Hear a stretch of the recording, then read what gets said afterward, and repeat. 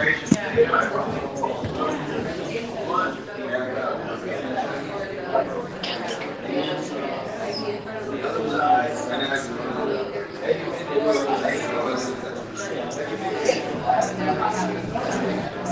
Steve, we're live. Hi.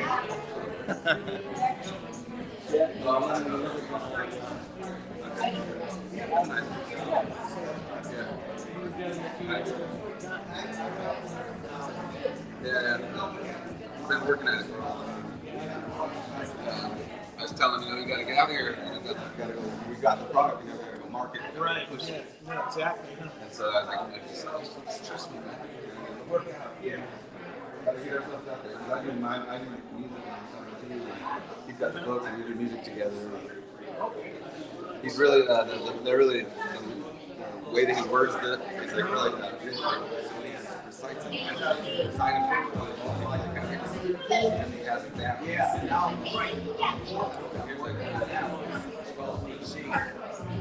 going, like you say, into the future, but it's going beyond what people think it's going to be. Yeah. It has a lot to do with AI.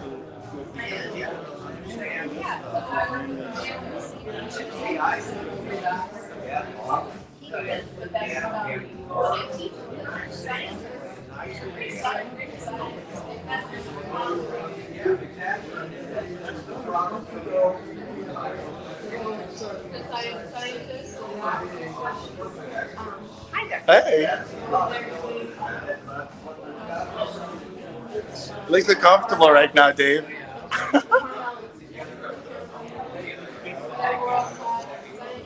You can stay there the whole time.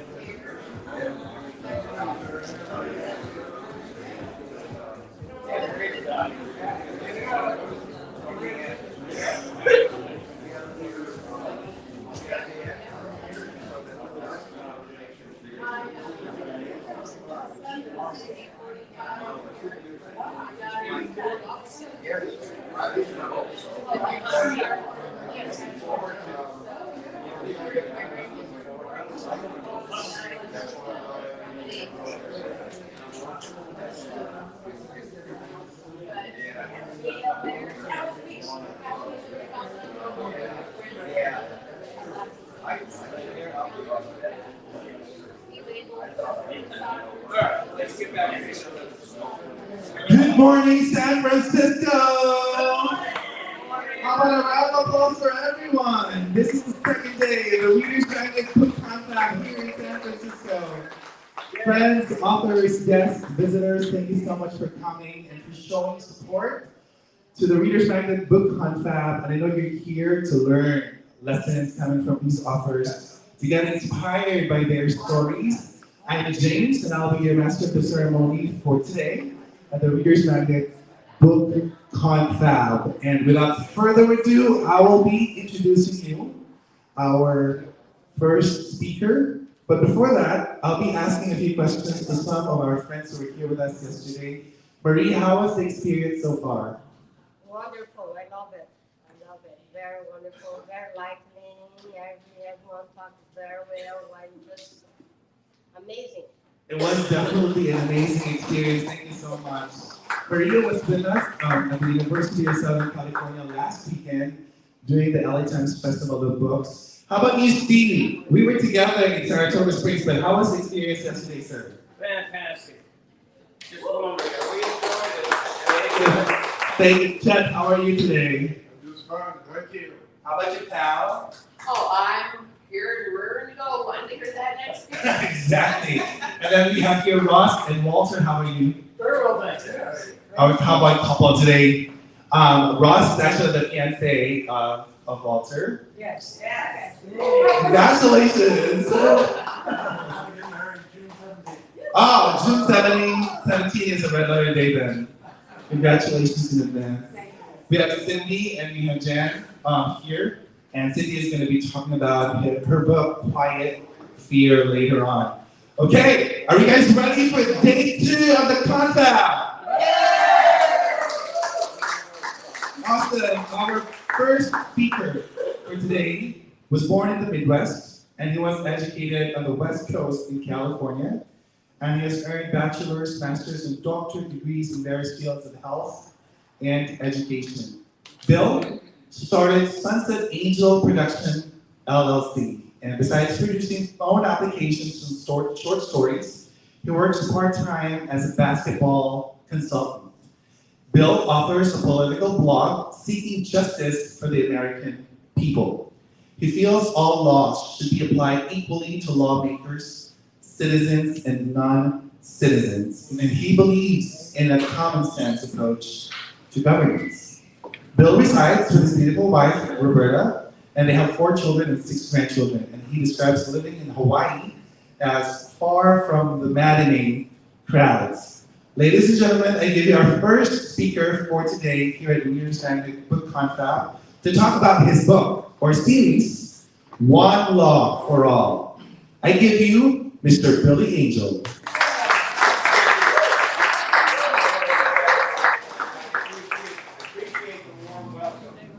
I have to warn you, I'm a substitute teacher, so I do move around. So keep that camera on me. The first thing I'm going to say right away is this is the cover of the new book. I revised this book twice now, that cover twice, because too much butt crack was showing for Apple. So I had to revise that, and then I took that part of it out, and then we revised it again. So this is the new second edition, and the reason why I did that was there was a few interesting scenes in there that were more adult than children-like. So I took those scenes out so I can tell the kids. I wanted to tell the kids to go buy my book, but I couldn't do it because of the adult scenes. Now my second and third books, yeah, for sure. But this book now, they can go start the trilogy, so to speak, and have fun with it. Rather than me decide or tell you guys about the plot, I have done a YouTube. Unfortunately, the old cover is on it right now because the new cover just came out about 2 weeks ago. But go ahead, get started, and you'll see the plot. I think you'll enjoy the music too. Can you see? You guys see? Here, I'll get out of your way.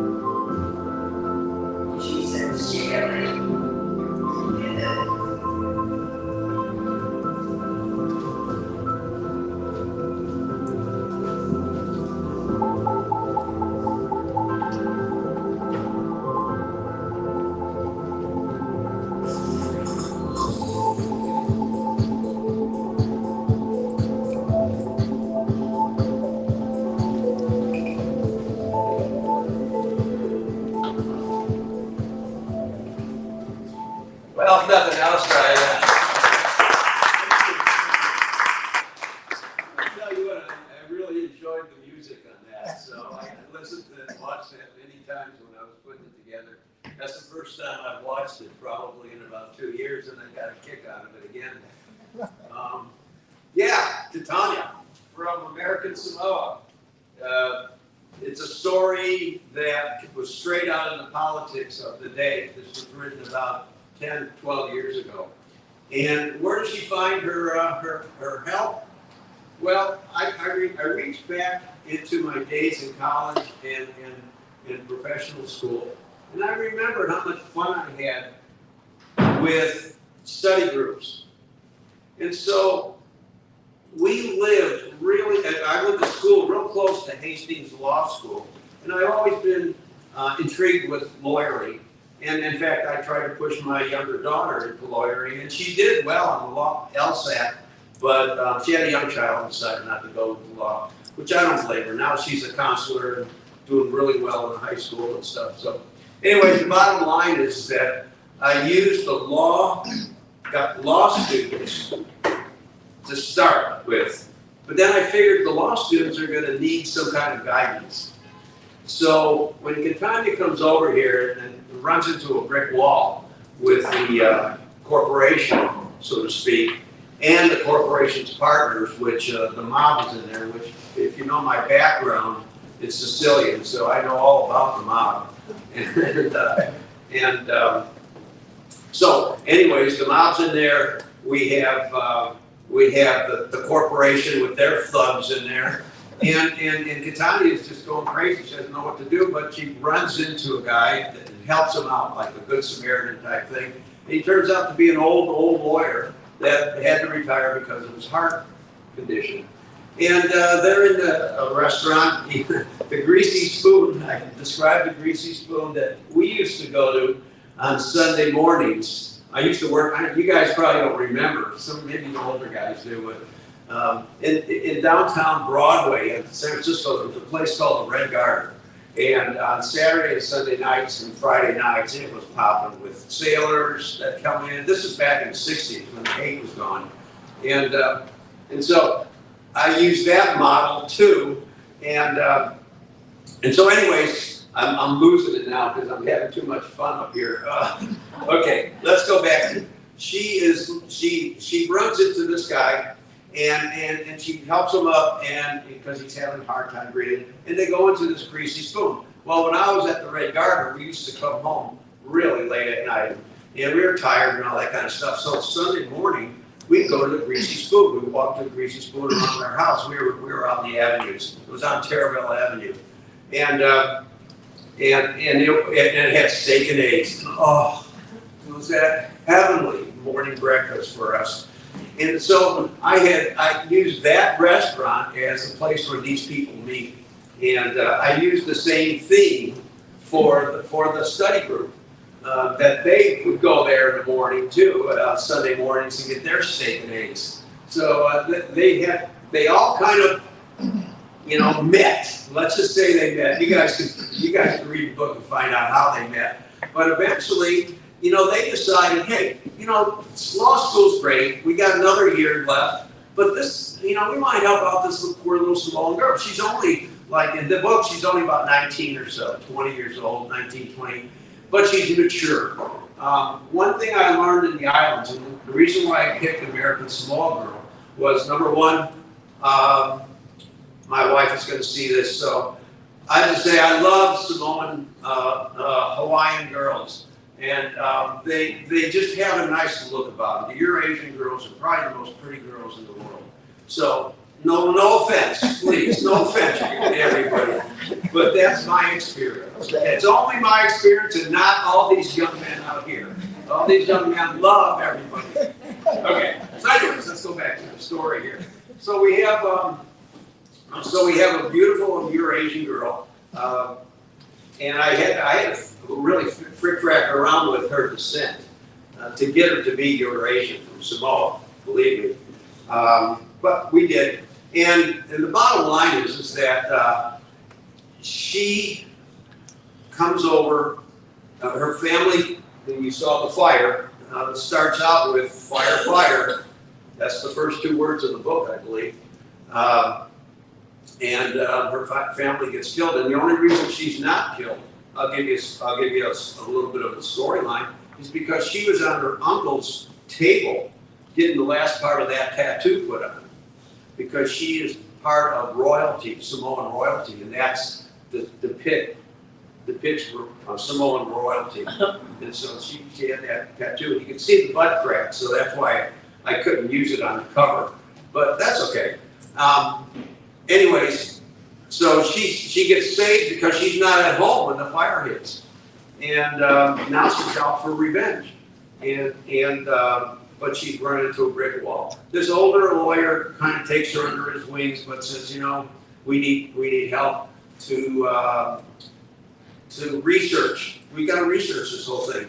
Well, these four kids, they run into these four kids that are in a study group, and they're all kind of different. In fact, every character in my books has a piece of me.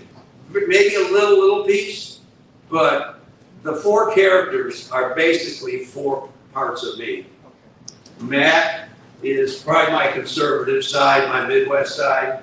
Jimmy is my wild-ass Sicilian side. Carol is my, I like clothes, believe me. And Carol's crazy about clothes, but she's so intelligent. She goes from going crazy about clothes to coming up with a solution for a big question or something like that. And then Juan is the naive me. Juan is a first-year immigrant from Puerto Rico. And so, anyways, so they have all 4 parts of me in there. And one of the kids that I grew up with back in the Midwest, we ran into each other maybe 2 years ago. And he said, "Bill, I read your book." And I said, "Are you kidding me? How'd you get a hold of my book?" Because I didn't even know he was even out here, but he's living down in Southern California. And I said, "What'd you think of it?" And he says, "Well, you know, it sounded like you." And I went, "Are you kidding me?" And I says, "You know, when I put those characters together, those 4 have parts of me in it." And so the funny part about doing that as a writer, you know, some of you might want to know how to write or whatever, you know. You put part of you in these characters, and it just flows. Because you know what conversations are going to come out of your mouth anyways in those situations. So anyways, to finish up with the book, we went after some bad politician that did nasty things on the side that the public never hears about, and basically screwed the workers in Catania's hometown back in American Samoa, and she winds up, her dad was the union president, and that's why they killed him, because they didn't want, you know, a Jimmy Hoffa type thing going on over there.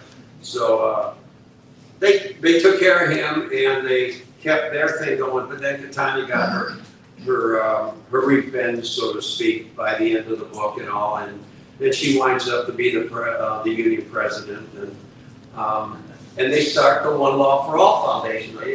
You're going to have to read the book to figure out how they did that. But the One Law for All Foundation now has had 2 more adventures. We went to Vegas. The 4 kids graduated. Matt winds up going and living in San Francisco. Jimmy, who came from Seattle and has mob connections in Seattle, is now in Vegas. Quasi on the edge, but he's there doing his thing. But he knows, in my second book, Vegas, which is a lot of fun. It's out about the Southwest, and it has some stuff about rocket bullets and all this kind of stuff in there. But Jimmy makes friends with a guy by the name of Rick. He's one of the Las Vegas PD detectives, and it's really a fun book because they're basketball buddies. Hello, I'm a basketball coach, you know, so I write about what I know about. And that was the second book, and that was really a lot of fun because I was on the border. I learned a lot about the cartels. It was cartels and mob this time against the good guys.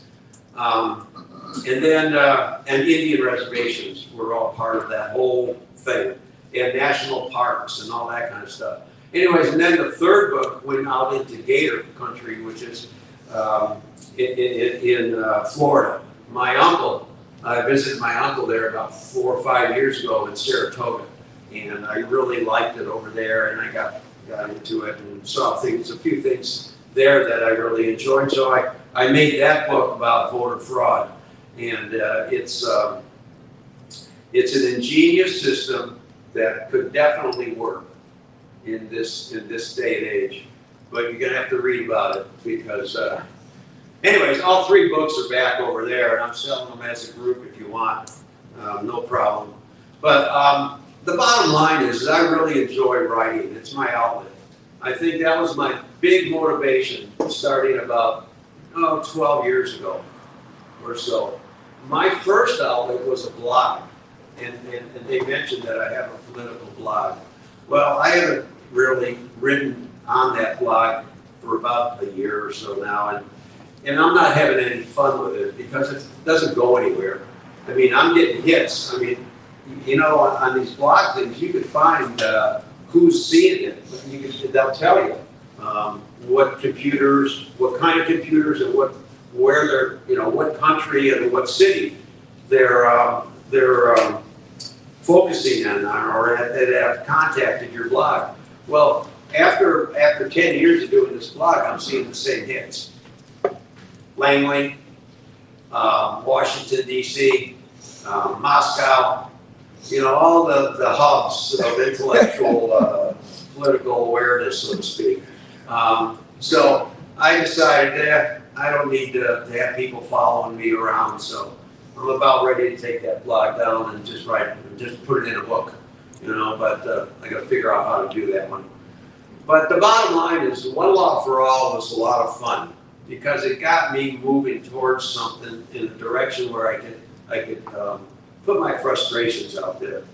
Now, some of you, you know, aren't quite as old as I am, and but my mom comes up with the best sayings, and unfortunately, I have to leave here pretty quick because I'm gonna have to drive down to Southern California. She's celebrating her 102nd birthday this weekend. Yeah.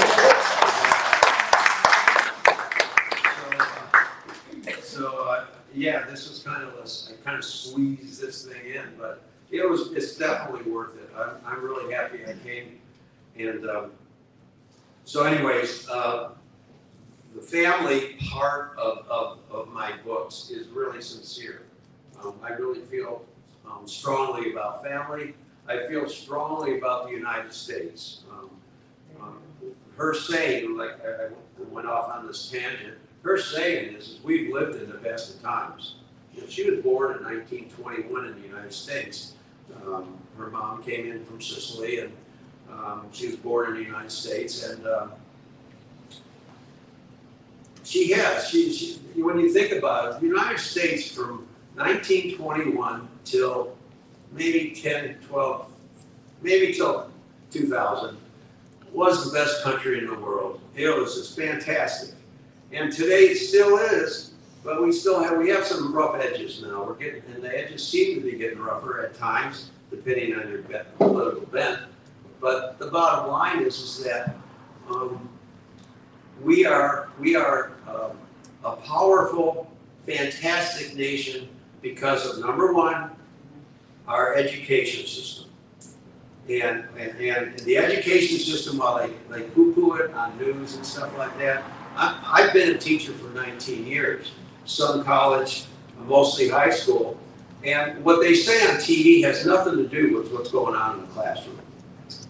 So, you know, when they start nailing teachers, I just shake my head. That's not correct. Because most of us teachers are pretty sincere about what we're teaching our kids, and we're not trying to put any politics in their heads. We're just trying to get them to read, write, and do math, you know. So that's one of the things is our public education system. The other thing is the opportunity. And our opportunity, see, we still have the opportunity to go to school. Unfortunately, schools become so expensive that a lot of kids don't go because they don't want to take down the expense. But you know what? You got to do it. You got to do it. In the old days, the college degree was, well, in the old days, hard work. My grandparents, like Catania's dad, started a factory from nothing, from scratch. And they had an idea, put it together, and he got it going in American Samoa. And then corporations come in and this and that and start screwing with you. But the bottom line is that back in the 20s, 10s, 30s, you could come and you didn't have to have a formal education. Like Catania's dad, he just started a family. My grandfather started a spaghetti factory in Chicago from scratch. And my mom tells me about during the Depression, she says, we never we never starved. If you can imagine, they ate spaghetti every night probably, but they never starved. They were never starving. And they had 4 kids, so. So the bottom line is that opportunity was there back then. And then things started moving along, like Katanya, she wants to get her college education, but she wants to solve this mystery first. And then we have the four kids in college, and we do have a lot of fun with the study groups. We talk about case law, you know, like Brown versus Board of Education. There's a lot of case law that have really affected our schools and affects the society. So we talk about some of that stuff in the study groups. That's the neat thing about writing books. We get to put what we are interested in, and we elaborate on that stuff.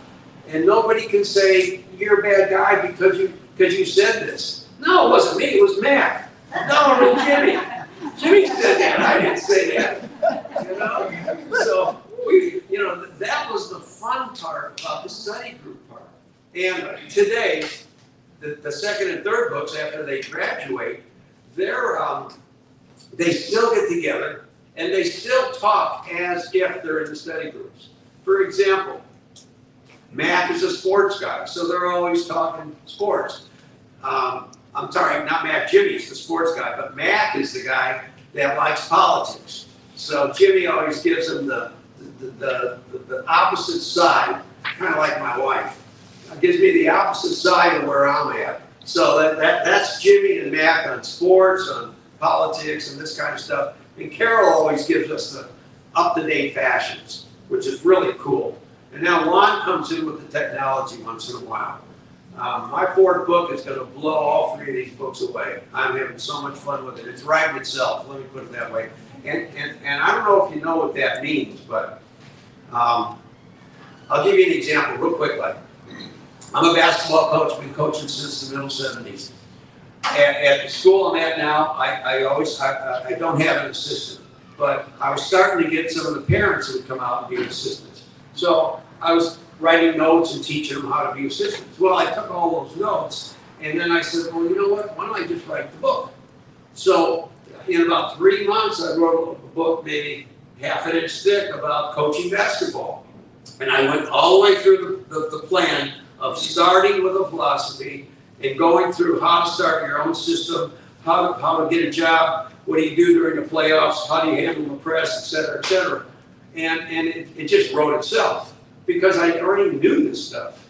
And that's what I'm finding out in this 4th book. I mean, people have told me that in the first two or three books. Write about what you know about. Well, of course, in this book, One Law for All, I wrote about San Francisco. I knew about it back then. I knew about the greasy spoon. I knew about the law school that was really close to where our professional school was. And I like law, and I like case law. That has affected me especially. And when you go, I have an administrative credential for high school also. But when you go through that administrative credential stuff, you've got to study some education case law. That's part of the exam process. So I got into that. So I write about things I know about. Now the stuff I don't know about, that's really fun to experiment with and go find it. Go find it. Today we got Google. Google finds everything for you. And now AI too. But I'm going to leave that one off because that's in my next book. Anyways, voter fraud has been on my mind also. So that's what was my 3rd book was about. But in general, let me ask you, do you guys have any questions? I'm going to have to get off the stage pretty quick, and I've enjoyed your company, believe me. I enjoy your company. We've enjoyed you. Yes. The title, One Law for All, is very tricky. What is that law, or how would you characterize that? What you mean by one law for all? Well, what I mean is I think we should all live by the laws that are on the books. I think that they should be applied equally to politicians, to people that are homeless. That's what one law meant to me and why I put it on there like that. I think, and the word common sense comes to mind. The only problem with common sense is the commonalities going out down the tubes, politically speaking. It's and sense. We can't even agree on facts today, unfortunately, and that's the sad part about some of this politics stuff. So, my frustrations are coming out in the book, in the books, especially in the series. I planned the series from the first book. When I decided to have 4 study group guys, I decided each one of them is going to go to a city that I enjoy. I'm not a real Vegas guy, but you know, I know about them a little bit. And I know San Francisco from living here for 4 years. I know Saratoga, Florida from visiting my uncle and knowing a lot about my uncle and stuff and what he enjoys. This next book is in DC, which I've researched quite a bit. So I'm looking up, I'm learning about these different angles that I'm going into, and you know, the latest thing on the horizon is AI, and I'll tell you what, it's going to blow you away what it can do. Question, sure. Yeah, how did you get the femininity in your female character? My daughter, I'm a single parent. Always take help. Yeah, definitely. I'm a single parent, and the story goes that I had her at 2 years old, and I raised her until she was a teenager and went crazy with boys and stuff. But during those years, if anybody, when I first put the book together, I wanted to put it out there for Netflix and something like that. I describe it as Friends meets Scandal. Friends, the TV show, meets Scandal, the TV show. And I wanted her to play Carol, because she would be perfect. Intelligent, off the wall, but loves clothes. You know, so that would be, that's where I got the inspiration from Carol, was from my youngest daughter. My oldest daughter is a brainiac. She is so smart, it's like she's a genius. So, anyways. We have a comment from Sure. Mr. Esteves, one of our viewers right now on our channel. Oh, cool. He said, it's crucial that we increase discussions about the possible power abuse in politics, even through fictions like this. It's a great book. But we have a question from Andrea Richards. So she's asking, do you guys ever wonder what politicians or authorities think when reading books like this? I have no idea what they think. From what I can tell, they're not thinking at all, unfortunately. That's the way it goes. I want to thank you for your attention. My books are over there. They'll be there for another 10 minutes or so, and then I'm sorry, but my mom's birthday is calling. I can hear it. And I'm going to watch all you guys on YouTube, because I'm sure they take all of you guys. And thank you. Thank you for my One awful off a big ego. Round of applause. Such a very interesting book, right? Again, one round of applause once again for Mr. Billy Angel. He's had series of books, and it's available on Amazon and Barnes & Nobles, and he brought along some of the copies of his books, and it's on display on the registration booth. So congratulations, everyone. So we're increasing the number. Thank you again for coming over and visiting our day 2 of the ReadersMagnet book Confab. And before I introduce our next speaker, let's take a 2-minute break. We'll be back.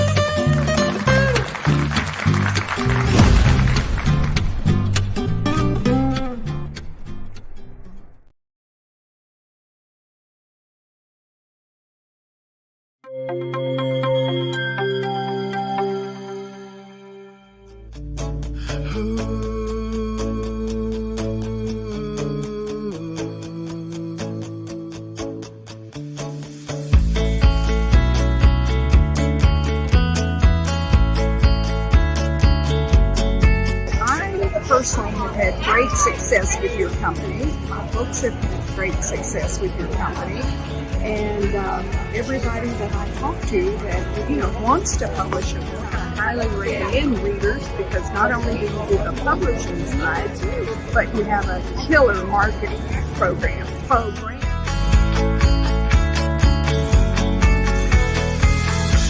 It's been exciting. Met a lot of people of different walks of life. Everyone has been very, very friendly.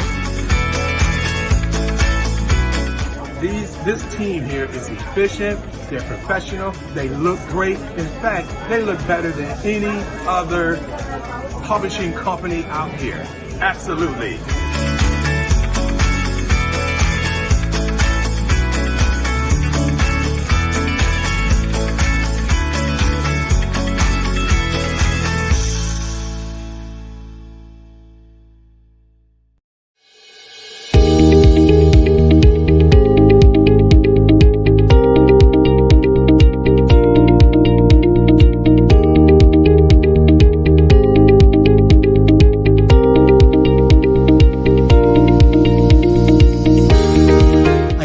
Working with ReadersMagnet on this project and getting the word out there on the book.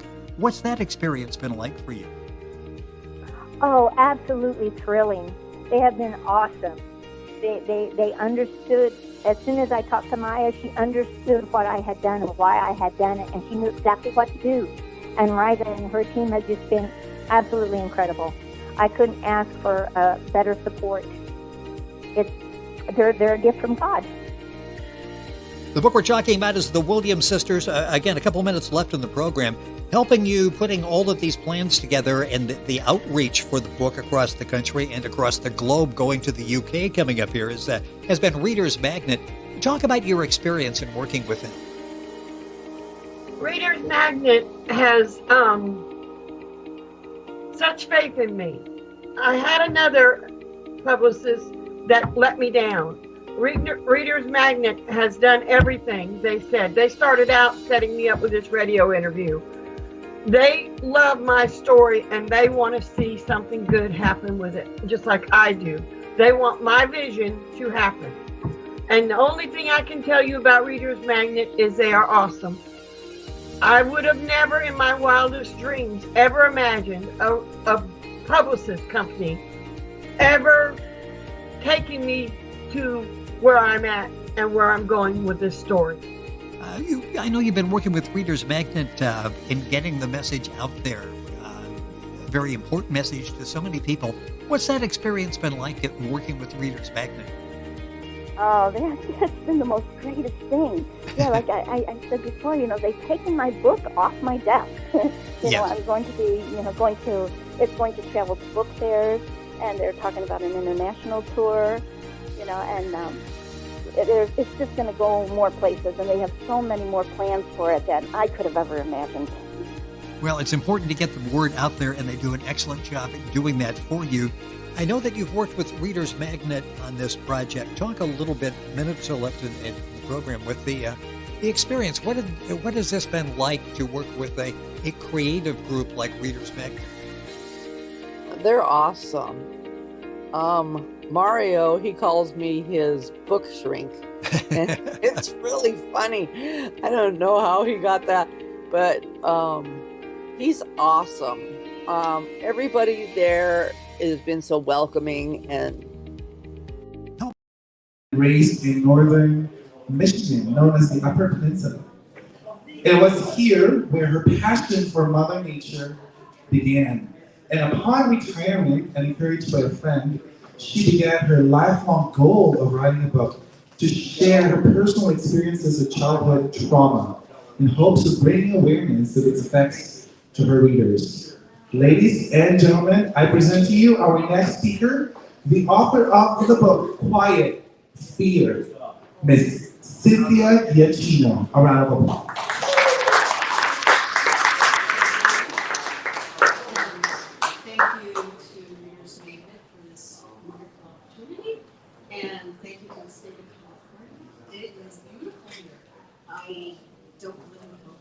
in Denver, Colorado, and it's very beautiful there too. But I love coming to California. I just love their oceanfront. I think it's one of the best in the world, and I think it's state of the art. So thank you, California. Thank you, ReadersMagnet, and I'm Cynthia. And this is my first, it's an autobiographical novel, and it is called Quiet Here. And ReadersMagnet has a new publication out with it. And there's so much to talk about in one's life. And this is a lifelong, life-lived story. And it's my story. It's an autobiographical novel, which means it is a story. It's not me talking about all the facts and the details. It's an actual story for a young woman. It begins with, she just had a child, and she's just not sure how her parenting is going. And she's not confident, and she's pretty broken. And she wants to be the best mother she can possibly be to this child. And she's educated, so she knows that she needs to face her problems, and sooner than later. And so she goes to seek help. That's one side of the story. And as she's seeking help, she tells her story. And the main character's name is Lily. And Lily starts with being born. She's a very happy child, very giggly, very loving, and a daddy's girl. And she takes the reader through an entire life where she started as a young child, as a toddler, being a grooming victim for a person who was into underground child pornography. And so I wanted to share this story because so many times I read events of what happens, and then I don't hear it. And I'm always like, what happened to her? How is she doing? Is she okay? How are her kids? How did her family get through this? And I never had the answers. And so when I retired from teaching, and I always, my teaching career, I can talk about that for about an hour. For 34 years, in inner city and low-income schools, that's where I chose to teach, and I loved it. It was hard. All you teachers out there that are struggling every year, hang in there. We need you. We love you. And so when I was finished with teaching, it was a time where I could stop and reflect. And I still had a lot of healing to do, and I retired when I was in my late 50s. And writing the book did help me with my healing. It took me 6 years because it's a sensitive topic. And I've had people just walk away from me like, oh, that child pornography, oh, they're gone. And it's like it's a sin. And I stand there, even at age 69, I had this happen just a week ago. And it was like I stand there like feeling still guilty. Like it was my fault. I did something wrong that this lady walked away from me like that. And I haven't done anything wrong. I was a victim, but I'm not a victim anymore in one sense. In another sense, I think you're always a victim. And so that's what I'm writing about. I'm writing about the lifelong effects of childhood trauma. And it could be trauma from a war. It could be trauma from domestic abuse. It could be emotional trauma from just growing up in a home of yelling and screaming all the time. I've certainly seen that in children in 34 years. I've seen it a lot. Not everything, but I've seen a lot. And I hope that it's a page-turning story. You will just be driven to keep reading and reading and reading, because my character Lily, she's a beautiful person, and she is my eyes and she's my heart and my soul, and so what she's going through is really what I went through. And I took I had a lot of abuse. It ended, the last attack ended at age 19. The earliest attack began at around 3 or 4 that I have my memory of. And there's a few years where I have no memory. And my doctor has said that that's okay. He said that's okay. You don't have to have that memory. Your body is a marvelous machine, and I learned that through therapy, that we can protect ourselves. We still have like caveman things in us. No matter how modern the world is, our body is still very old-fashioned when it comes to trauma and the need to survive. It's like it just kicks in. And I covered those facts in the book through Lily's therapy sessions. So there's 2 stories threading through this book. And one is about her asking questions, because Lily has to know, and that's a character trait for me. I always want to learn. I want to know why. I'm on Google all the time. What's this? And we're watching TV and we're asking Google, who's this and who's that? That's who I am. I'm I was a curious child, and I'm still very curious. And so I'm always searching. And Lily in the book, to heal, Lily needs to come to realization of truth. Why did this happen? That really bugged me, and I needed to find an answer. Why do people do this? Why do they pick on children? Why do other people walk away? Hey, get this. April was Sexual Assault Awareness Month in the country of America, the United States of America. Did any of you see a 60-second commercial on TV about what is happening to the victims, our children, our adults, children survivors? I did not see one 60-second commercial. And that just really just gets me, because I'm going to read, I have some notes here. I need notes, I'm a teacher, and I read notes. Every 68 seconds, an American is sexually assaulted, and every 9 minutes, that victim is a child. Wow. Okay.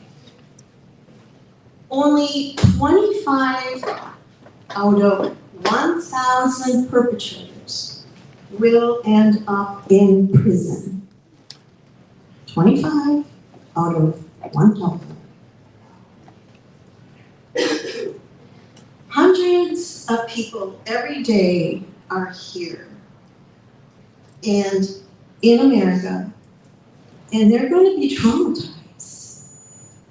And they're going, if they don't get help right away, instant help is very, very important. We don't have the counselors. We don't have the therapists. We don't have the psychiatrists. We are really a band of people in America that have been ignored for a long time. And people are trying to help us, but it seems like we just don't get too far. So I'm going to talk a little bit about just what, people think that, so you had a bad experience, you were sexually harassed at work, but then when you go home, it plays over and over and over in your mind, and it becomes a movie just constantly playing, and then you just leave it at home and you go back to work, and then all of a sudden the movie starts playing at work, and then you can't get it out of your head at work, and then your job starts falling, and maybe you quit work, maybe you feel like you can't handle it, and then we start talking about mental illness. So I'm going to try to refer to it as mental health, because I see it like you have cardiac health, you have diabetes, you have a diabetic health condition. People don't call you sick because you're diabetic, they don't call you sick because you had a heart attack. And I don't think you're sick if you have a mental health issue. I think depression, anxiety. I've had so many panic attacks. I've died so many times. It's like, it's kind of funny. Get too tanny. I don't like this guy here. Panic attacks in the beginning are horribly frightening, devastating. They put me in agoraphobia. I didn't want to leave the house. I didn't want to watch the mailbox.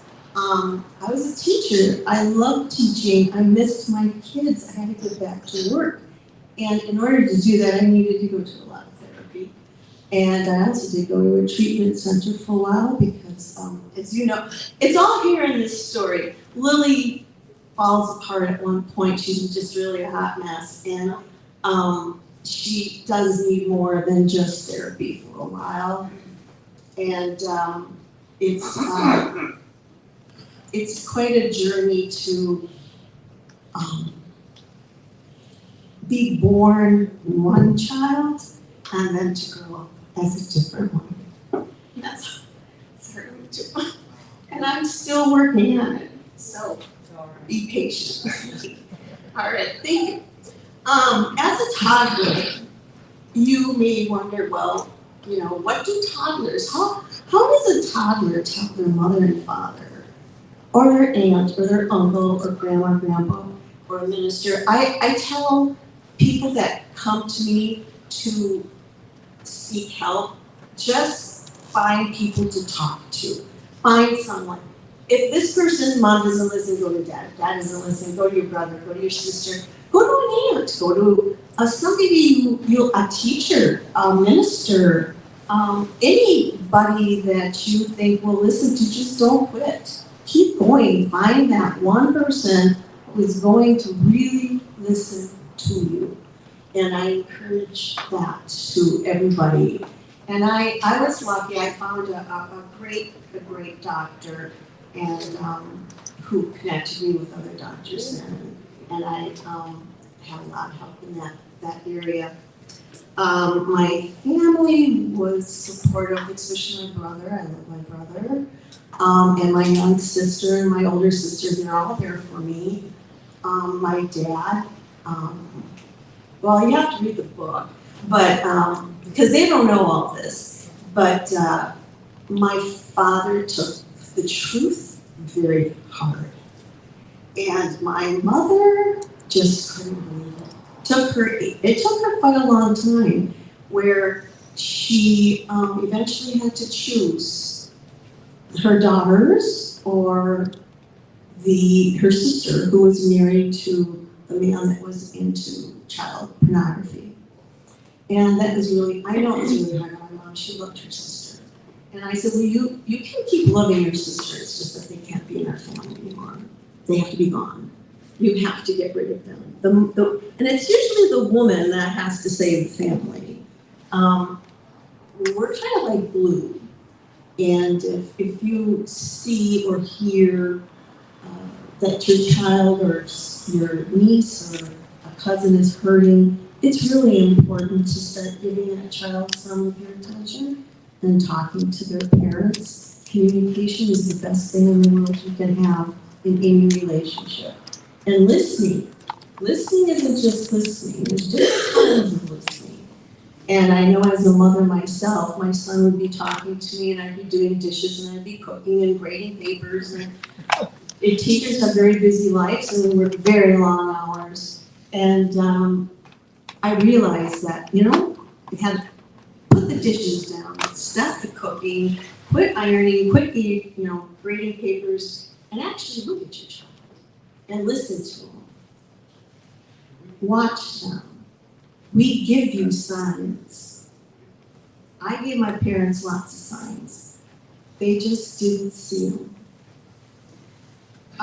When I was only in throughout 3 or 4 months, I would say my most emotional problem that came up was confusion, because my uncle was saying he loved me, and my mom loved me, my dad loved me, but the love was very different.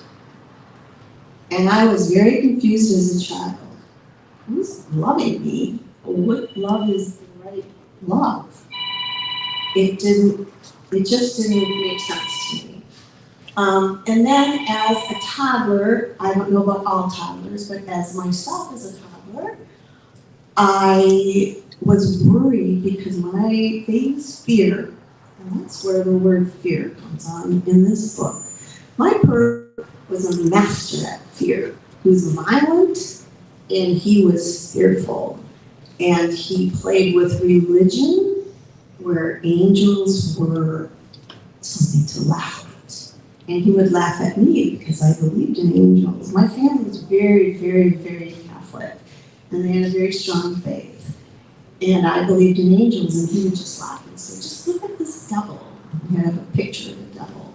He said, now look at this little angel with a little white fluffy wings. Which one is going to be stronger? Which one is going to have more power? The angel or the devil?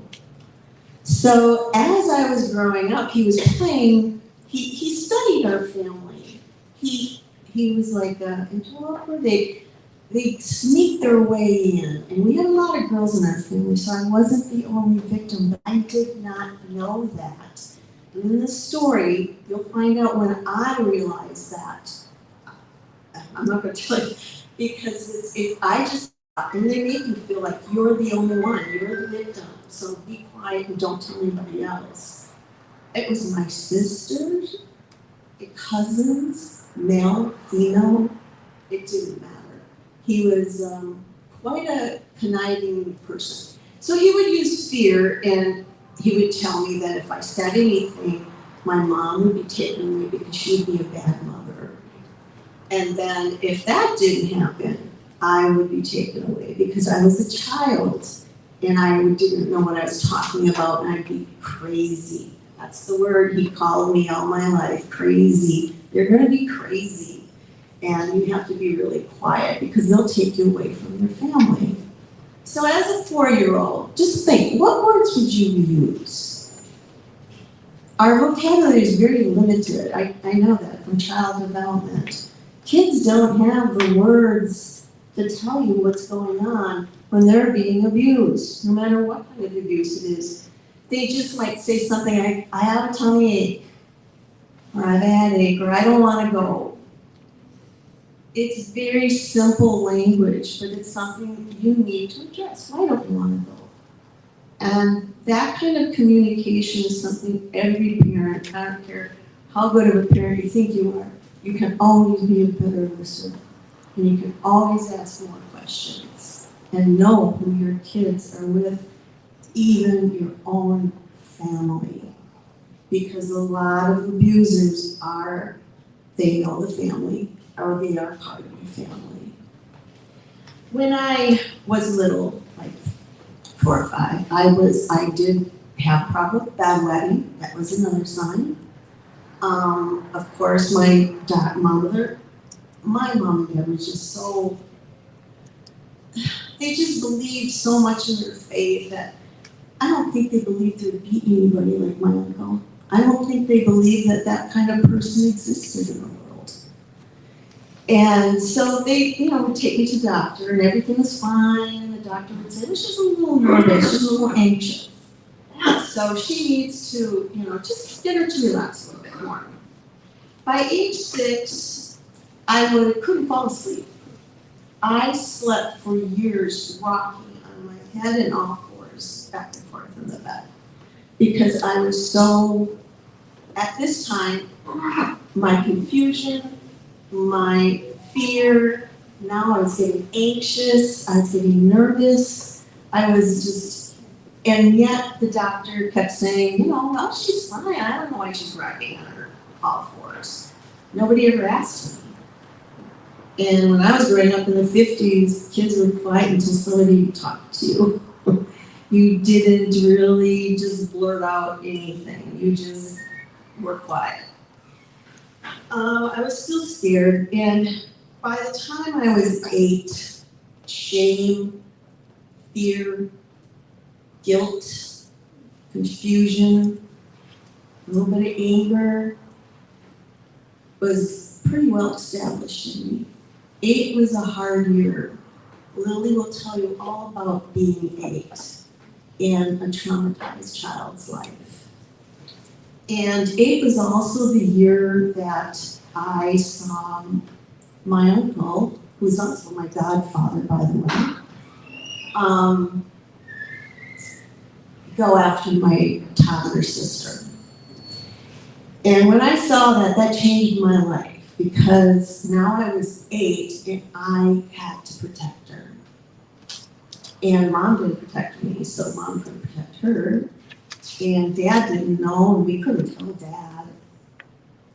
And so I started at 8 being a protector and a parent to my sister. I don't know if being a child was very important at that point in my life. I was just trying to get through. I wanted to be normal, and I loved life. I still had that joy in my life. But the nerves and the anxiety and all this stuff that was going on in me, and I didn't understand them. I was 8. I didn't know what was going on with me.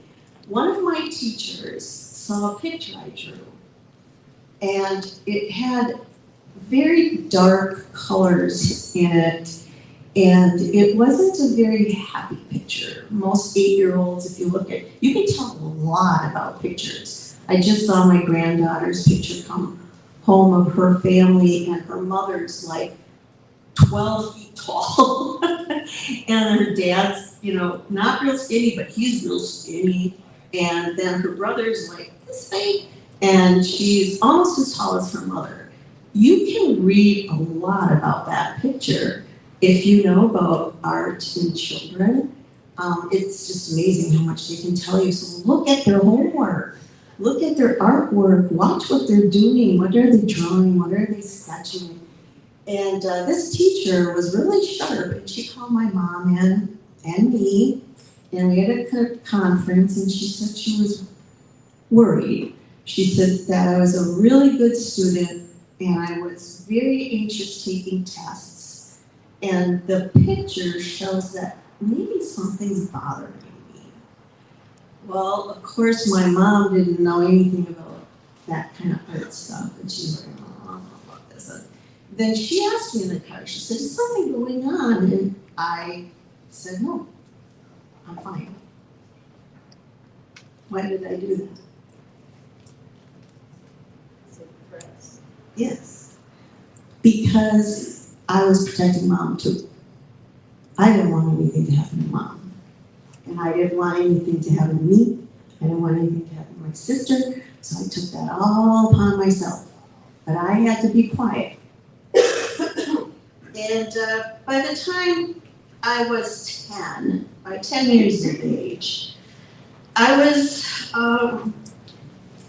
9, 10, 11, I don't remember much. Those are my lost years, and I leave them as lost. I don't talk about them too much because I can remember what color the water was on a certain birthday. I have a wonderful memory, but I don't know.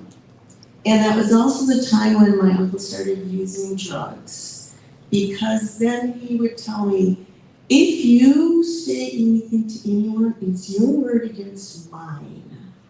This is true. And this is why only 25 perpetrators out of 1,000 go to prison. Because when we go to court, when we take our perpetrators to the justice system, we are really victimized even more. Our word against their word, and it seems like their word always seems to win out, and we don't still. If you're drugged and you can't really put your finger on it, you're not a really good witness, are you? And my uncle knew that, and a lot of perpetrators know that. So those are my lost years. I'm going through puberty, the drugs, things that I don't want to remember. I can remember little. I will say this is when it got kind of culty, and a lot of religion came in here at this time. So when I was 12, I was going to new school. And going to a new school gave me hope. And I wanted to be like all the other teenage girls, but I felt like it was written on my forehead that I was broken. I was very conscientious about that. But I tried really hard in my new school to make friends, and I did. And I had some good years. And actually, my uncle started leaving me alone. What I didn't realize is that there were other little girls being born in our family. But he was bothering me less. And I had a period of time to become a teenager. And I fell in love at 15. And it's a wonderful part of the book to read because I never associated my uncle with other men. Because in my mind, he was the devil. And so, like, my brother was wonderful, and other boys were great. My dad was fine. But anybody that would talk or be a friend to my uncle, I saw as he was evil. He was an evil person. And I just didn't want anything to do with him. So I was fortunate in that case because a lot of girls don't. They'll hate all men, you know, and I didn't have that happen to me. And so in my early teens, my issue became very big with my mom and my dad because of what I went through. I kind of grew up fast, and I felt that I was very much more responsible and grown up and knew what could happen than any other child. But my parents put very strict restrictions on me. They wouldn't let me go out with other girls and just do girl stuff, and I really needed that. And there again, communication broke down in our family. So the abuse didn't only tear apart me, it was tearing apart our whole family. We were all falling apart from this creep. And I started getting angry in my teen years, and then my boyfriend left, and that was like devastation to me because as far as I was concerned, he was the only person that loved me. I did not feel love from my dad anymore, or my mom, my sister, of course, and my brother, yes, but he was my love. And when he left, I felt that was it, done, over with, and I went into a very, very deep depression. And that's when I started sneaking my mom's little family along, and I started turning to alcohol. And I tell you, alcohol and AA is great because you can go anywhere at any time, and you can walk in and you can tell your story, and there's going to be somebody there to listen to you. We need that. We victims that are surviving trauma, any kind of trauma, we need something like that for us. Because the more you talk about it, the stronger you're going to get. You really will become stronger. One of my readers read Quiet Fear. She wrote a review on it, and she said, it brought up a lot of emotions for me. But by the end of the story, I felt so much stronger. And that's the reason why I wrote Quiet Fear. I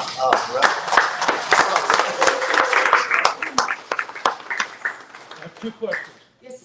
The first one is, why did your parents restrict you as a teen? It sounds like they were treating you like you were guilty instead of the victim. They didn't know I was a victim. Okay, well, why wouldn't they let you go out? Was that the religious thing, or? I think I was always a little rebelly. I had my own, number one, everybody abused me, wanted to control my body. You know, I felt this, I was starting to feel when I was a teenager, this is my body, don't you tell me what to do with it. And I was back-talking. And in our family, that was not allowed. So it was very strict. I would say that nowadays we raise children with discipline, but back in the 50s and 60s, I think a lot of parents raised their children with punishment. So he my dad was just being the dad he thought he had to be. But that wasn't what I needed. Second question, could you tell us quickly about the Sarton Award that you won? Oh, yes. I put my book in with hundreds of others for the Sarton Women's Book Award, and that is Story Circle Network. And I believe they're based in Texas. And I went to their they have a convention this is a fabulous, fabulous organization to help women authors. Definitely, you can just take a picture of this and you can look it up on the internet and you can join them. They help you with writing, helping you get unstuck if you get stuck. They're wonderful. They're just, I can't say one negative thing about them. They're just great people. Thank you for reading that. Cynthia, excellent presentation. I may have missed it. What happened to your uncle? My uncle never spent a day in jail. A 4-year-old girl in the city of Chicago told her mom and dad that this creepy neighbor was touching her. And he was arrested. And he was given a lie detector test. And he was let go. And he, from what I know 12 victims that he has pretty much destroyed some of their lives. I know one of them had a partial lobotomy, because he was so ritualistic, and she couldn't get his voice out of her head. And she had a fabulous career in nursing that she lost. So we've all paid a lot, but he paid nothing. Is he still living? No, he died of Child abuse. he died of testicular cancer. Only one time cancer got it right? It's the only one I know.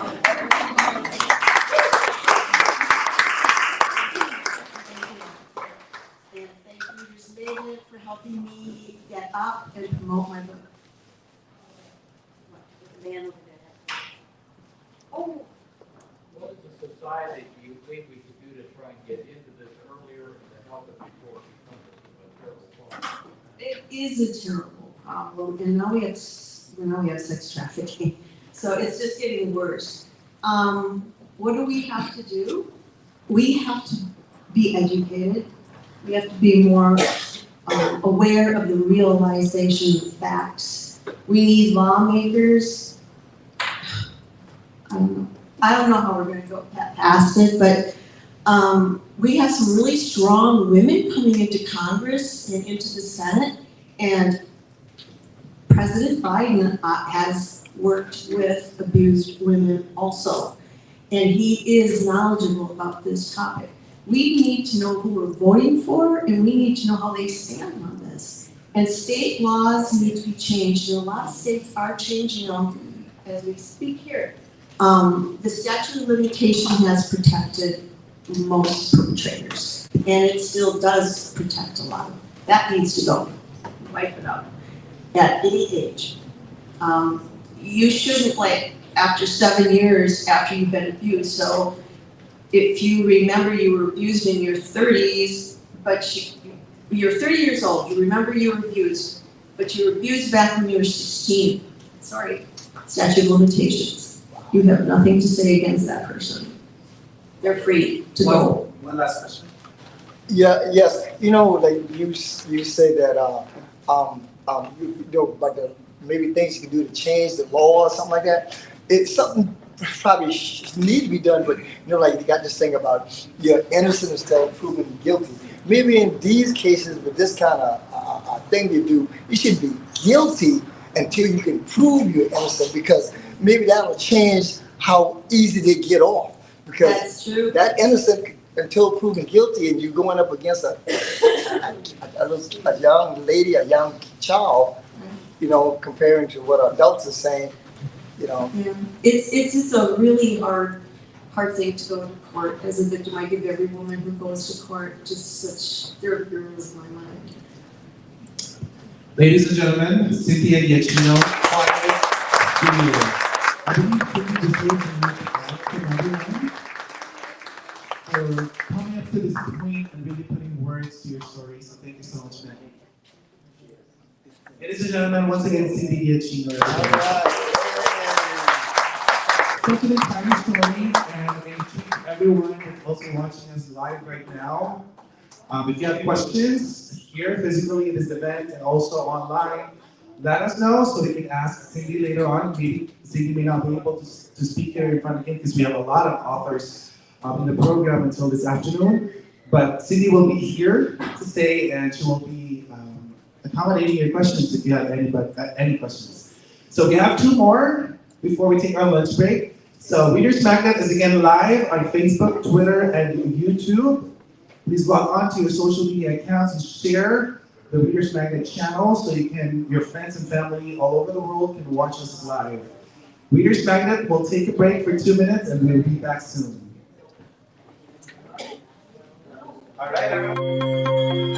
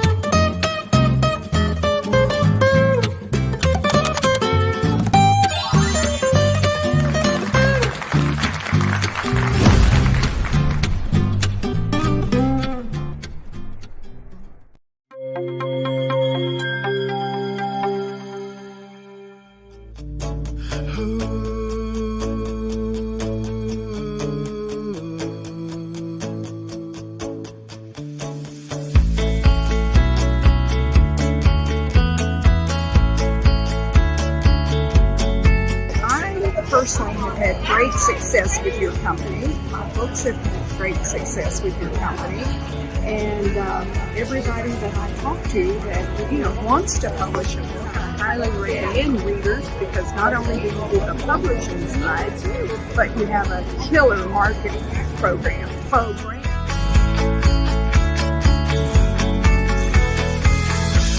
It's been exciting. Met a lot of people of different walks of life. Everyone has been very, very friendly.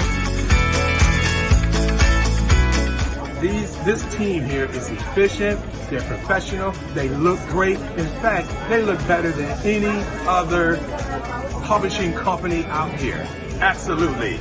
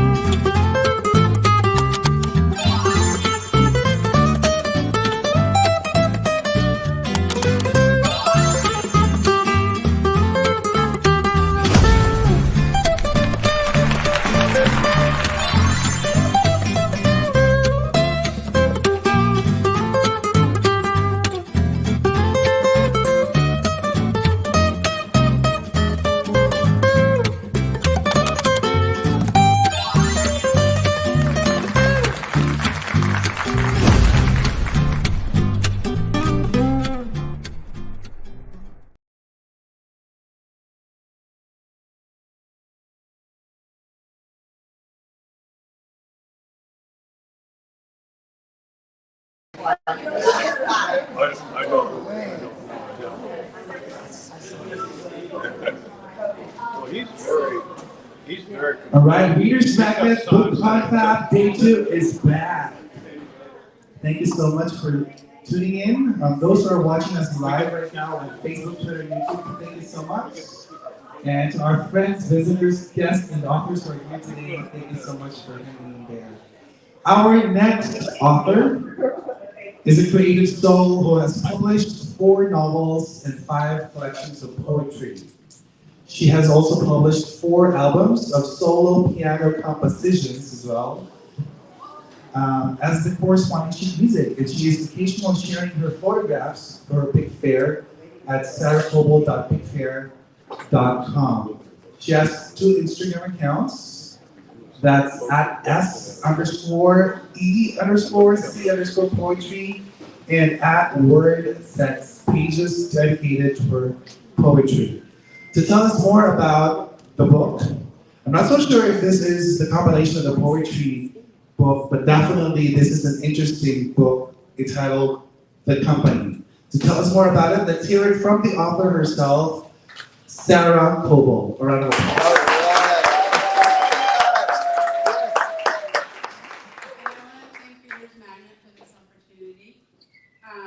I will be talking about The Company for sure.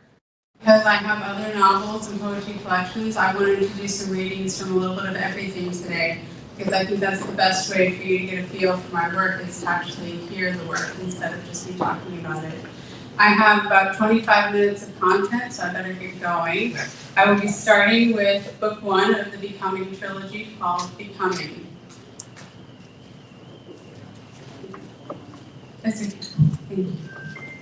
I gulped. It wasn't that I didn't want to meet people or didn't want to make friends. It's just that no one comes to Dunhill just because it's a good school. It really is a place for outcasts, misfits, people that need to get away from normal society for whatever reason. And everyone in attendance knows that, and therefore wants to know why everyone else is here. So it made sense that was everyone's first question, sometimes even before they asked your name. What are you doing here? So what did you do to end up at a place like this? What's your story? Do you know where they were sending you? What's wrong with you? What kind of freak are you? What's your brand of crazy? The list of possible questions went on in my head. I was so lost in the possibilities of what I was going to have to face that I barely noticed when he arrived.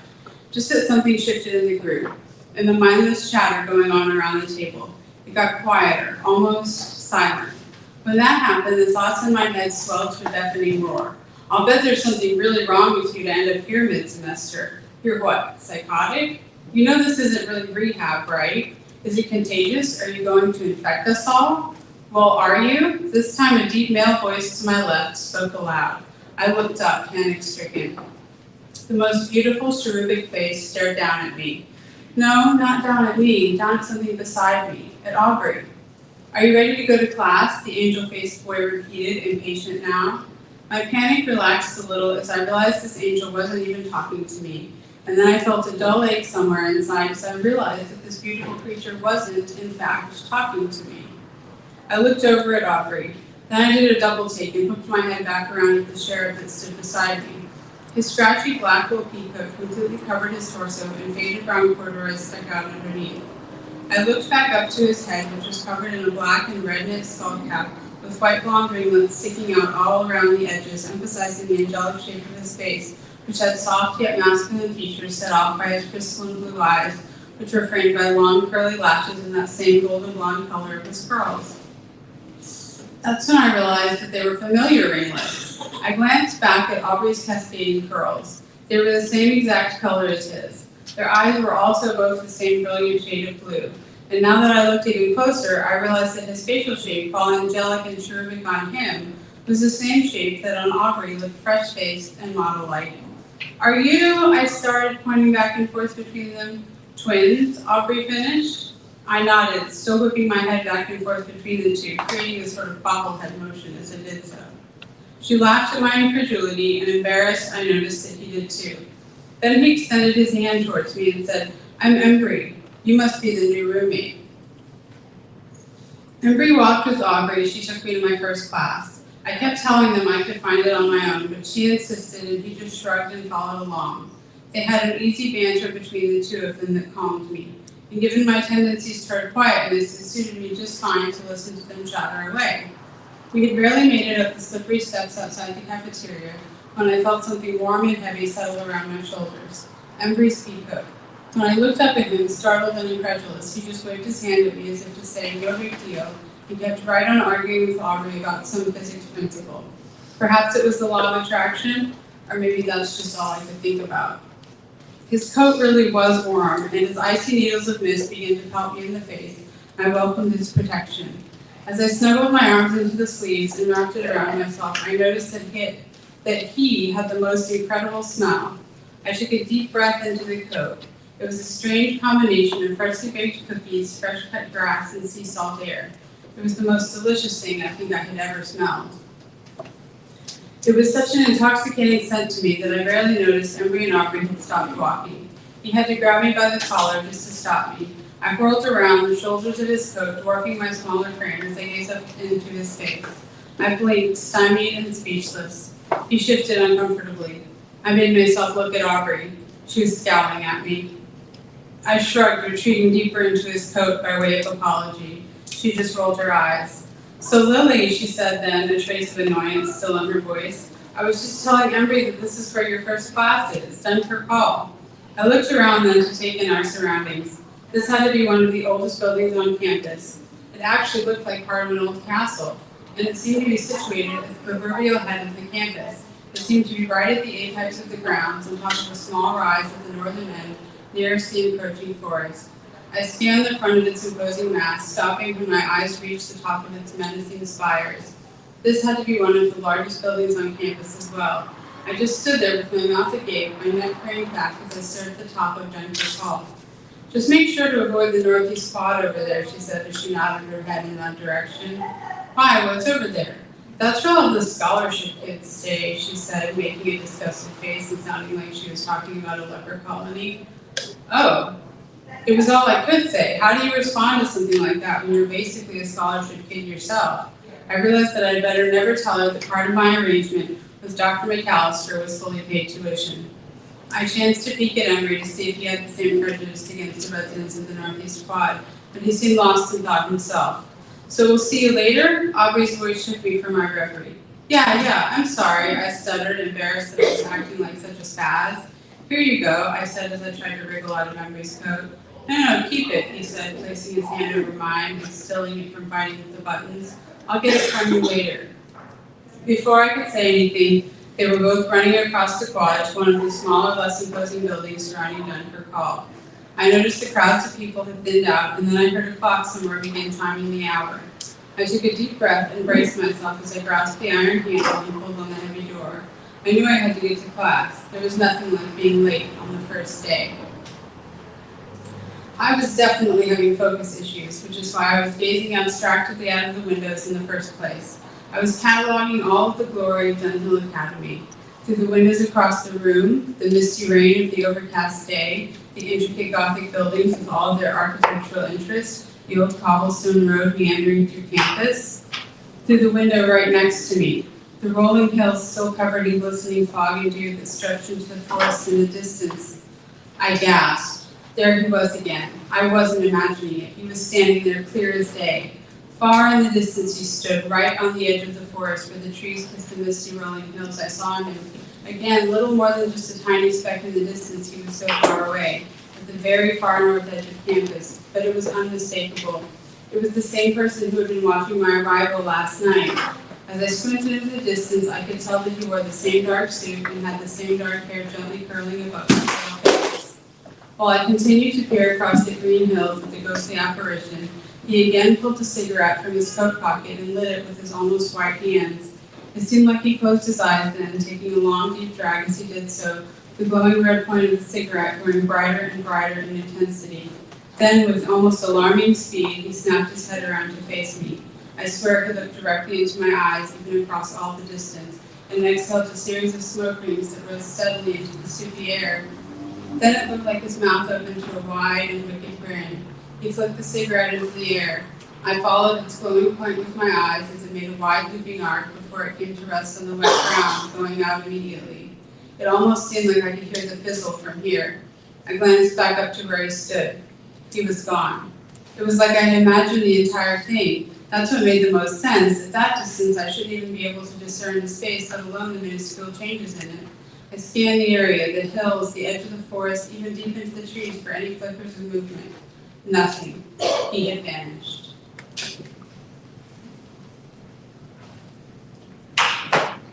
Next, I'll be reading a selection from a poetry collection called Champagne Dreams, from the Star Across section. I think the sands of time itself are pouring out and through me, or maybe it's just stardust. Once upon a time, which is relative, you know, there was a grand ball in the sky hosted by Scorpio, and everyone attended. Some arrived by flying fish, others by dear Pegasus, and some simply by wish. And you and I were there, our stepping stones were stars, as we danced across the universe with Jupiter and Mars. Maybe I was Venus and you were Mercury. Maybe it's irrelevant who we were supposed to be. All of those friends we danced with are immortalized above, yet here we are again on Earth, still endlessly in love. I saw you in the sheets last night, tangled as we were, felt you in and on my skin, mind muddled by the blur. And as you finally revealed our truth, bodies, souls, and minds combined, explosions in the surf. Triangle in the sky, attention drawn by drones on high. Crescent smile, clouds float in, illuminate my magician. Zodiac signs everywhere, jumping out at me and lingering in my mind. Does everyone have the same exact experience, or is it all a guidebook for me alone? I think they wanted me to be a dragonfly of bright electric blue, to flit about the fairylands with the one of an orange hue. Maybe I should be a dragonfly of blue, pearlescent vibrant cobalt, such a shining indigo hue. I saw the one of orange in a land that didn't fit. Universes melding, orange husband, wings aflit. Cardinal of red, making sure he can be seen, iridescent radiance of glowing crimson sheen. Saturn's rings and Jupiter's moons, Mercury's wings and Venus's swoons, Pluto's abandonment and Io's tails, Neptune's oceans and Mars's regales, Uranus's placement with rings on their sides, celestial bodies seen far and seen wide. A fleeting memory about wall paint and how it was called elephant, or maybe elephant hide. And now I'm left thinking about how that word can be used two different ways, which sparks all kinds of things about elephants and hiding in skins. Isn't that all a hide is anyway, a skin that we can disappear within? All I can think of right now is you touching me, because when you touch me, I can feel the eons of time that have passed between us light me up and set me aflame. And I think I might be able to endure anything if I could just feel you again. I think we lived in Paris once and mingled with Van Gogh, or maybe that was Provence, where lavender doth grow. Did I dance with you in Venice at a masked opera ball, and every dance across all time, your eyes have said it all? Yet when I think of us being stardust, don't I remember us dancing across Saturn's rings, creating the melody for Dream a Little Dream? I felt I was the Earth last night, just hurtling through space. All these parasites on my vessel just desiccate my face. Last night I wept 1,000 tears, though not all dripped out my eyes. My heart had died 1,000 deaths for love so previously disguised. My soul had mourned 1,000 years of loss, of love, of heartache. My ghost has waited 1,000 lives, millennia of storm and quake. And just when I think I found my way back into the glowing light, the universe upends itself, a cruel and twisted sleight. A long, long time ago, I wrote of ships passing in the night, and now I'm forced to wonder if I didn't have it right. If the souls of whom I spoke were different than I thought, and the other ship I spoke of, about him it was not. And now I'm forced to wonder if those ships that sail at night are something else entirely, a much more wondrous sight. For many years at least, I dreamt of ships, you see. It's almost like I lived there before this came to be.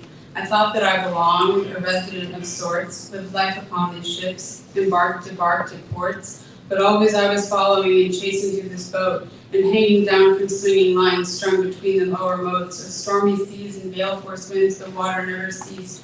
But I fought and made it to the deck where I could breathe. And breathe I did in gasping breaths, my head full of moistened salt. For a second I was Poseidon until the moment I took fault. The ships that had been passing like ghosts deep in the night were not mine to privateer, not mine to take with might. Hard answers are not known yet, only that I was Poseidon. For a brief and fleeting second, I alone was not an island. Nice.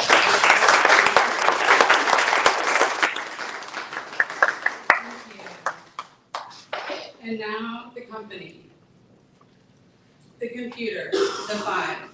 The computer viewed them through multiple camera angles, the 4-man secure cams posted in the old train yard, as well as through the iCams inserted in each of the 5. Those that were still walking in from their workstations, as well as those that seemed to be conversing. The computer ran their work stats, all tasks completed. It checked the time, 20 minutes until the work end bell would sound. It ran the logistics. Then it sent all possible scenarios to the chief, the head human of the shipping division. The computer waited for a response as it continued monitoring the 5. The computer.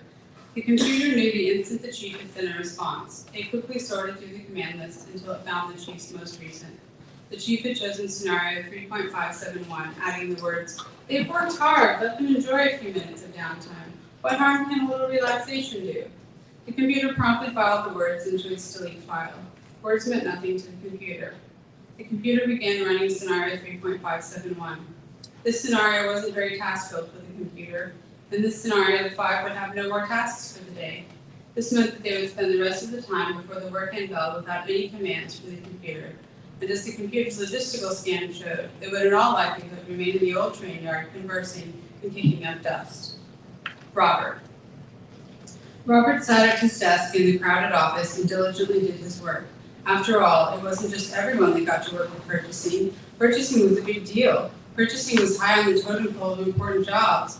Purchasing was Robert's dream job, and boy was he lucky to have it. And luck wasn't something that Robert came by naturally, so he didn't take that luck for granted. Robert was probably the hardest working human on force in the purchasing department. He prided himself on that fact. Robert carefully adjusted his large black plastic frame glasses. He was one of the few people left to have glasses, as most chose to have the corrective surgery offered at 15. Unfortunately for Robert, he was ill the week of his 15th birthday, and no sick persons are allowed to undergo elective surgery, hence the hideous black frames.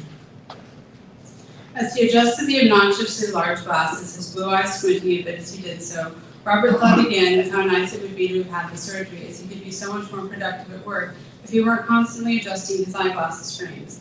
But again, unfortunately for Robert, the company only offers the surgery on your 15th birthday. If you miss it, you miss it. Case closed. He sighed heavily as he squinted at the green numbers on the monitor. He was still squinting when she appeared behind his monitor. Robert looked up startled. The beautiful brunette pixie just smiled the most incredible smile at him. She was a pixie in every way, teeth closely cropped and shorn, dark brown hair, almost black, and hazel eyes that seemed to shift from brown to blue to green and black again. She was like a real-life brunette Tinkerbell. "Hi," she said shyly. "Hi," he breathed. Robert smiled for perhaps the first time in his life. Robert, the storage closet. Robert couldn't believe he was going to lose his virginity in the storage closet. It was just so cliche. Not that he minded terribly, he was just worried for Marty. To be fair though, she really didn't seem bothered by the accommodations. It was her idea after all. He sighed uncomfortably as her tiny but forceful hands pressed him harder into the shelves behind him. Robert, later. Robert couldn't help but ponder Marty's strange mechanical sounding outbursts. "I can't do this, I'm a carrier." It unnerved him that even in the midst of their passion she would burst out with that. It made no sense. Repeatedly she would bolt upright and repeat the phrase, and inevitably she would sound like a different person, when she did almost like a robot. Robert shuddered, remembering the alkaline quality of her voice whenever she would have one of the attacks. Definitely not the kind of thing you want going on when you're in the middle of losing your virginity. But if Robert had only run her scan tap, heck, even if he had run a UV light over her forearm, he would have seen that her scan tap wasn't typical and might have realized that it held the answer to her peculiar rantings, because lying underneath Marty's nearly clear skin was a strange white and purple luminescent grouping of patterns. Underneath her identification code was the shipping insignia followed by the word "Property of the Company, Shipping Division." But Robert didn't do any of those things, so he remained confused about the entire incident. The 5, late. Zed pushed his ink-colored hair out of the way as he tucked his large hands over his chiseled, angular face and looked up into the orange-gray sky with his crystalline blue eyes. By the pinkish tinges beginning to show near the western horizon, it was almost time for the sun to set. Zed raked his fingers through his floppy black locks, trying desperately to tame them. He dropped his hands to his lap and sighed. Well, guys, I guess that's it for today, he said to the other four. Be back to... But Zed, Anita interrupted, her vivid green eyes sparkling against her olive skin as she twirled a long, dark chromo curl around her finger. Company clock hasn't chimed yet. It can't be time to go. She's right, man. If company finds out we skipped early, Ethan shuddered so hard as he thought of the consequences that his carefully lacquered blonde spikes began to shake. When he looked back up at Zed, his hazel-colored eyes were glowing with intensity. Molly was thinking aloud. If they found out, it would be... I can't imagine what it would come to. She trailed off when her mind arrived at the punishment policy. She looked meaningfully up at Zed with her glistening-sized eyes as she undid her ponytail and then carefully regathered her long red straight hair into another one. Zed sighed. He squinted his deep blue eyes back into the hazy fire-colored sky. But his friends were right. They couldn't reach home to quarters until they heard the chime. He looked back at them. Ethan and even Molly and now Quinn had wandered up as well. He had already pulled off his work gloves and was draining the last of his canteen. His cocoa skin glowed in the evening's orange smog. "Sup, guys?" Quinn nodded at the rest of the group, his dreadlocks shaking wildly as he did so. "We leaving?" he questioned Zed. Zed frowned. Quinn, the chime hasn't gone off yet. We think we should stay, wait for it to go off before we head back to quarters, just in case." Marnie, the river. Marnie stood between the reeds and down the muddy bank. Her tiny feet made the most delicate schluck sound as she landed in the muck at the edge of the rushing water. She gulped and looked back up at the reeds, now waving lightly in the breeze. "Robert, are you still up there?" Just then, his face popped through the waving reeds. He grinned his goofy smile and her heart melted. How was she going to do this without him? She pulled all of her strength together and managed a weak smile back. "I'm having some trouble getting the raft through the reeds," he whispered, frustrated. Then his face disappeared and the reeds began a violent dance as he tried to force the raft between their densely packed stalks. Marnie giggled to herself as she listened to his grunting. "Robert," she whispered, trying to regain her composure. "Why don't you just throw it over them?" His face reemerged, this time with glasses askew. "I could do that," he exclaimed quietly. "Hang on." And then his face disappeared again as he pulled his face back into the other side of the reed barrier. Marnie gazed at the river water rushing along just beyond her feet. She inched closer to the reed bank, almost as if she were trying to hug the plants, the land itself even. She'd never been on the water before. No one had for that matter. Even though she didn't want to admit it, she was completely terrified. "Okay, ready?" Robert softly called as Marnie hugged her arms around her rapidly growing body. "I think so," Marnie mumbled. Yes, I'm ready." The computer, the war protocols. The computer had never encountered such a conundrum. It ran all possible scenarios once, twice, a third time, and the results were inconclusive. There was no program that had predicted this particular anomaly. Growing humans was a thing for scientists in growing sacks, not for people, not since before the shades. It wasn't supposed to be possible. And when there was such a situation, the solution was the war protocols, as the computer's only explanation was that it must be something external wreaking havoc. So the computer sent over the options for all of the various war protocols with its suggestion at the top of the list, which translated to total annihilation, period, of everything, period.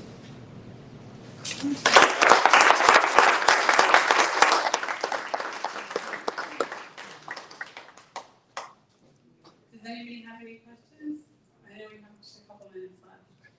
I've got a comment and a question. The comment is, I took a course in lyrical writing from Arlene Chase, and you would do very well in it. Thank you very much. The question is, our books kind of approach the same subject from different paths. And how do you truly feel about a AI culture compared to a human culture? The whole point of the story is really that the AI culture is not ideal. Is that there's no humanism. They've taken that out completely, and so everything is black and white, and there's no room for gray. And so, even though the book is really about the characters, the underlying message is that the AI being in charge is not the way to go.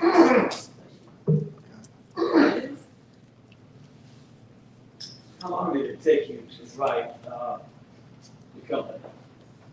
The company, I had been jotting down dreams that I had had for a number of months. And when I started compiling it, probably only took me like 1 or 2 months to compile and fill in the rest. Because like over several years, I dream things and I write them and they become my stories. And so really it's a compilation period, which takes about 2 to 3 months. When did you start writing? How old were you? Well, I wrote a lot when I was little, and then I stopped writing when I went to music school. And because my career for 20 years was I was a music teacher, and I went to a conservatory, and in conservatory there was no time to write, And so while I was teaching, I was writing music as well and putting out my albums. But I wasn't writing words except for myself. When I would have a dream, I would jot it down. And during the pandemic, video lessons were just not the same as in-person lessons. And so I started spending more and more of my time compiling and writing new stories, and writing new poetry collections. I'm curious about the dreams. Do you feel that the story came to you from someplace else? Or were these, do you think that those were your thoughts that were germinating within your mind at night? How would you classify it? It feels like they're coming from somewhere else. I'm sure most doctors would say it's my subconscious. Depending on your belief system, they were inspired. Understood. Thank you. That was my husband asking this question, and I'm kind of coming from the same direction. Have you been told you were psychic? That have you ever seen like apparitions? Sometimes. As a child, did you see anything in your room? Because we have a grandson who sees still and he's 9. Yeah. I think there are definitely things that I am aware of before they happen.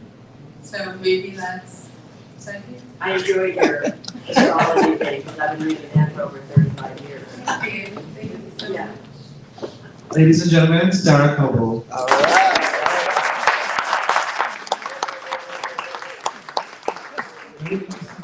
Her book, Company, and the rest of her work is available on the Instagram accounts I shared earlier, and on her website, and Amazon, and Barnes & Noble. Again, ladies and gentlemen, another round of applause for Sarah Coble. And before we take our lunch break, we go straight to our invited guest here. Is going to give us a good 10 to 15 minute talk about his work. He is a children's book writer, and I know you guys are a little bit famished right now, but we just are so jam-packed right now. And we're going to go straight to the afternoon session later at 1. But before we take our break, let's listen to our next author. He is a popular best-selling South Oregon author of delightful children's books. And he writes under the pen name of Big Red Chicken, in which he had it one earlier. I still have to stick that to my ID. Now, his children's books are unique reads and combo color books. Lance is the founder and owner of Animal Range Production, and he began writing and publishing children's books as a way to give back and support children touched by autism. He has many published colorful fun books with vibrant colors, fun characters, and stories that rhyme, some from his childhood. Ladies and gentlemen, I give you our guest for today, the author of the book Animal Rain, Mr. Lance Knowles. A round of applause.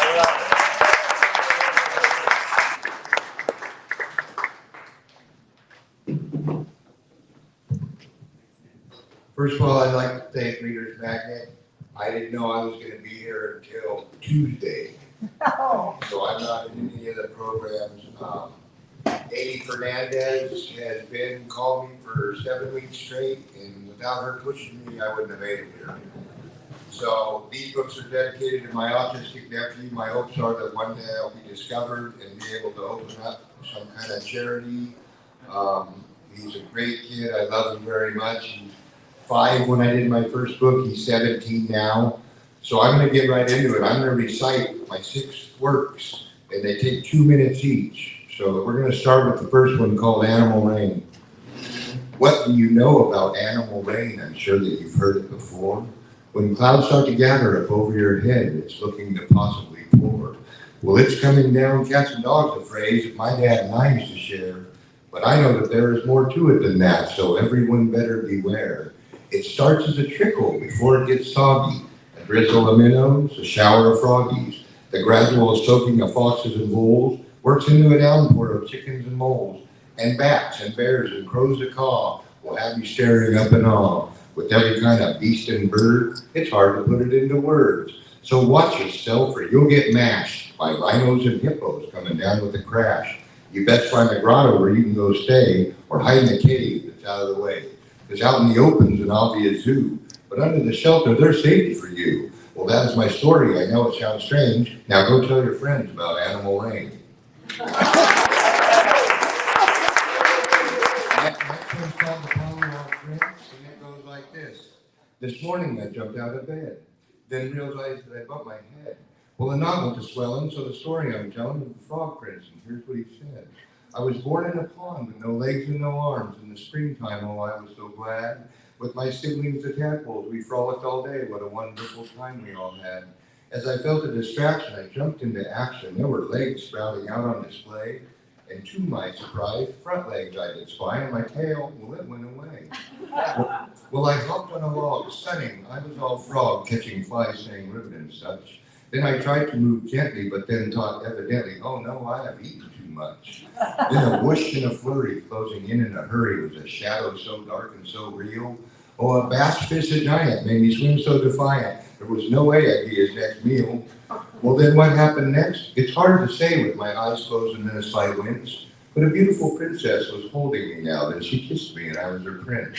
Well, it's lucky for me that she came along, for I would have been fishy bait. But I prefer happier endings than that. As for this one, it's turned out just great. And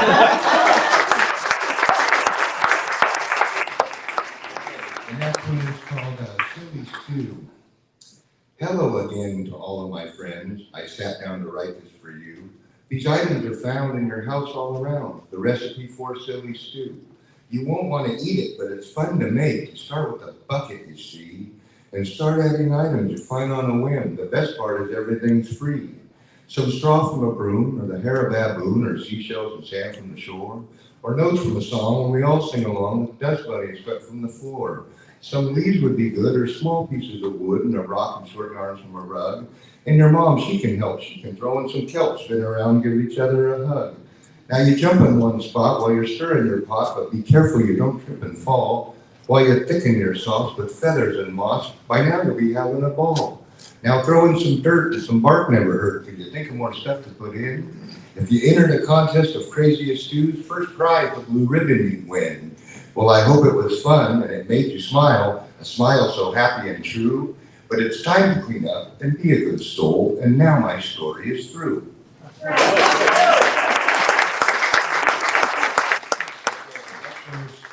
night. I went to bed and thought a good night with dreams in my mind, no matter the sight, because I've been in battles while I was asleep, with warriors and demons being kept in the keep. So dreaming and wanting the queen's accolade, I will slay me a dragon by the time I awake. The sun rises fast, and I pray, my Lord, so I jump right up and put on my sword. I sweat in this heat to perfect my story of me being knighted by the queen in her glory. I fought in huge wars and saw the horrors of plunder and suffer and hate. But these are the things that hone a good man into knighthood, and I couldn't wait. And then the day came, the whole kingdom there, with 88 soldiers all kneeled in the square. She went down the road, touched her sword to them all. Now 87 knights all standing up tall. She then stopped at me as my moment came. Now knighted I stood with fortune and fame.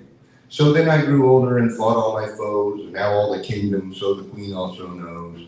If you're in your deepest and darkest despair, just know that the knight will always be there. Like Lancelot back in the times old lore, when I go to bed I hope I can snore, and wake up so proud like I've always done, and live through my battles with the help of the sun.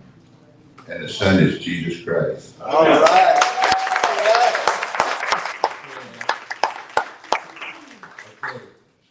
Next one is called, that's my coach, my son, he's a musician, so he's not shy, he'll get right on the stage. Okay, the next one is dedicated to my dad, 80th birthday. It's been a few years now, pushing 87. My dad once gave me a brilliant surprise. The excitement was golden as seen in my eyes. I first saw the quiver and toe with those arrows, and I thought that the fletchings came from stray sparrows. But I know they're turkey, because that's how it's been. Sparrows too small, no way can they spin. Now here was the moment I got my orange bow, a brand new experience, so much to know. One day I'll go hunting just like my pop. So I started practicing and never would stop. Hunter safety was next, a 4-hour class. Then came my license. Man, that was fast. Now we're in the mountains, it's opening day, a weapon at hand, an archer, they say. But I get buck fever and I never knew, but I shoot so bad I knew it was true. A buck walked right out and I got a shiver. I'm panting so fast I reach for my quiver. 15 bucks later and I've had my fun. I've not got one yet, but I know there's one. When him and I meet, I hope I'm not shaken. I've conquered my fever, so brave I'm not faking. But I see in his eyes and his life I'm not taking. So we have a choice when we are out stalking. We take the big buck or let him keep walking. I will see you again in all that you sired, and that is the thing I will always admire. So next year I go to the hills that I know, with still an old quiver, but a much better bow. My story is over, so I'm signing out. My dear friends are safe, and there is no doubt.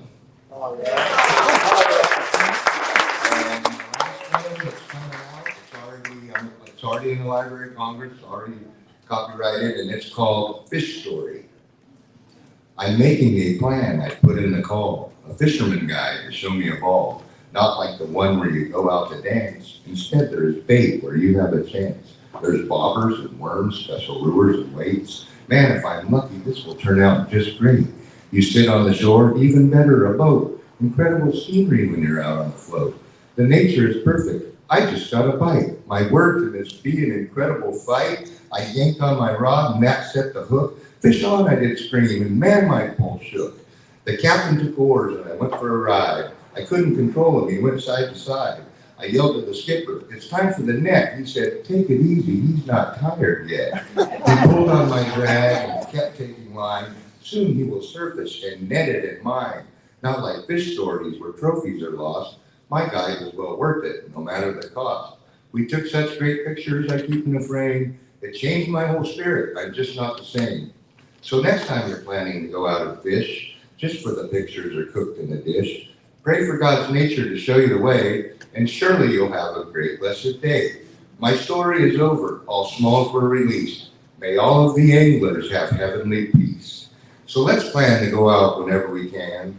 Throw out a bait, whether sardine or clam. Pass it down to our children like what happened to me, and show them the wonders. Go fishing and see.